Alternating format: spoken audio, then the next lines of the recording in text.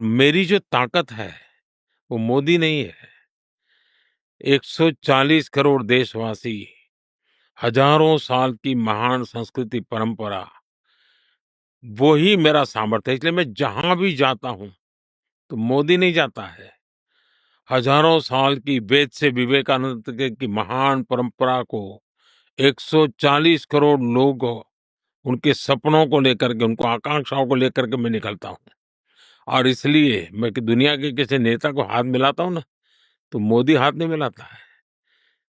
140 करोड़ लोगों का हाथ होता है वो। तो सामर्थ्य मोदी का नहीं है, सामर्थ्य भारत का है। विदेशी पॉडकास्टर लेड फ्रिडमैन के इंटरव्यू में प्रधानमंत्री मोदी ने कहा, दुनिया में कहीं भी आतंकवाद की घटना होती है, उसका सूत्रधार पाकिस्तान में ही होता है। प्रधानमंत्री मोदी ने एक बार फिर साफ कर दिया कि पाकिस्तान से तब तक कोई बातचीत नहीं होगी। अब प्रॉक्सी वॉर चल रहा है। अब ये कोई आइडियोलॉजी नहीं है।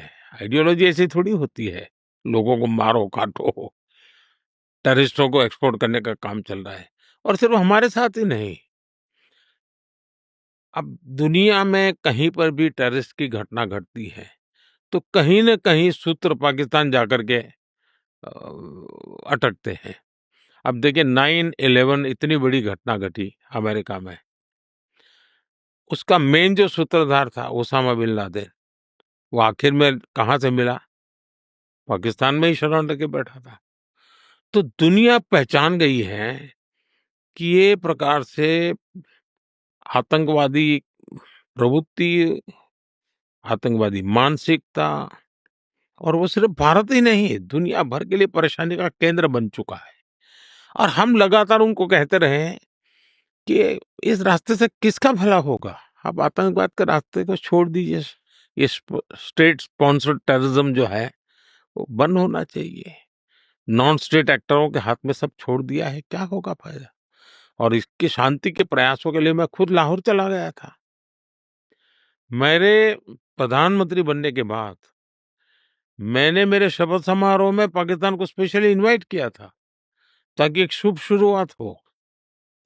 लेकिन हर बार हर अच्छे प्रयासों का परिणाम नकारात्मक निकला। हम आशा करते हैं कि उनको सद्बुद्धि मिलेगी और सुख शांति के रास्ते पर जाएंगे, और वहां की अवाम भी दुखी होगी, ऐसा मैं मानता हूं। पीएम मोदी ने पॉडकास्ट इंटरव्यू में आरएसएस को लेकर कहा कि आरएसएस एक ऐसा संगठन है जो पिछले 100 साल से देश की सेवा में जुटा है। पीएम मोदी ने कहा कि वो बचपन से ही आरएसएस से जुड़कर देशभक्ति के काम में लग गए थे। वहीं गोधरा को लेकर इंटरनेशनल पॉडकास्ट में पीएम मोदी ने एक बड़ा बयान दिया।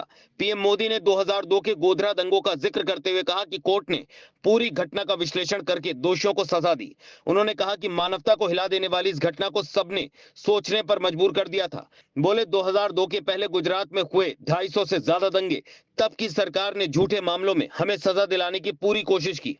वहीं पॉडकास्ट इंटरव्यू में रूस यूक्रेन युद्ध की ओर इशारा करते हुए प्रधानमंत्री मोदी ने कहा, युद्ध से किसी का भला नहीं होने वाला।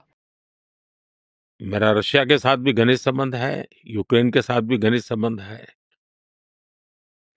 मैं राष्ट्रपति पुतिन के सामने बैठ करके मीडिया को कह सकता हूं कि युद्ध का समय नहीं है। और मैं जेलेंस्की को भी एक मित्र भाव से उनको भी कहता हूं कि भाई, दुनिया कितनी ही आपके साथ खड़ी क्यों न हो जाए, युद्ध भूमि में कभी भी परिणाम नहीं निकलने वाला है। परिणाम तो टेबल पर ही निकलने वाला है।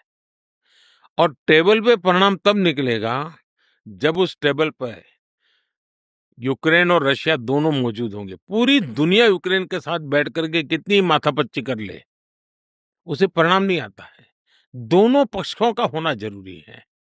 और शुरू में समझा नहीं पा रहा था, लेकिन आज जो इस प्रकार का वातावरण बना है, उससे मुझे लगता है कि अब रशिया, यूक्रेन, मैं आशावादी हूं कि बहुत उन्होंने खुद ने तो गंवाया है, दुनिया का बहुत नुकसान हुआ है।